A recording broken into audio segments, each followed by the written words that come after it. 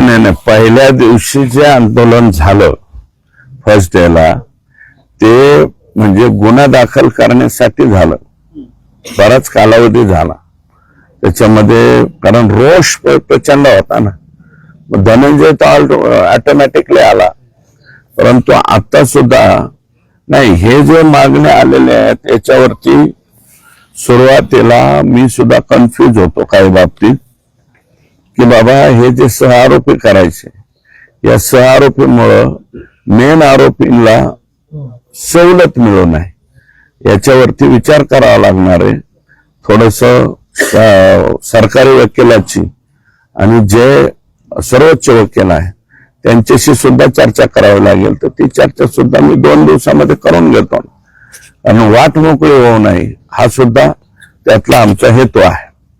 अण्णा, तुम्ही जेल प्रशासनाच्या संदर्भामध्ये काही 13 मागण्यांचा उल्लेख केला होता. नेमकं काय काय आरोप आहेत आणि काय काय घडलंय जेलमध्ये? काय काय जेलमध्ये यांना VIP ट्रीटमेंट मिळते अशा प्रकारचे याच्यामध्ये 13 मागण्या आहेत, आणि त्याचे CCTV सह पुरावे दिलेत.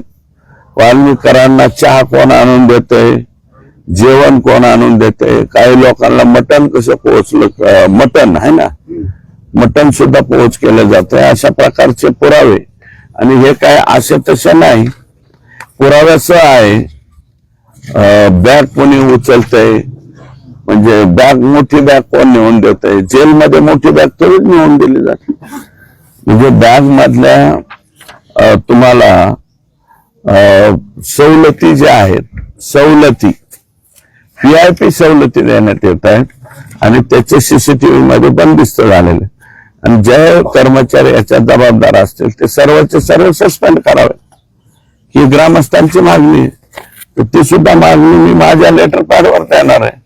आणि याच्यात एवढंच नम्रपणे मीडियाला सुद्धा सांगतो की मी फक्त मीडिया समोर बोलत नाही, याची प्रत्येक बाब, आणि हे मला वाटतं धनंजयला सुद्धा माहिती आहे, यातली प्रत्येक बाब मी रेकॉर्डवरती आणतोय.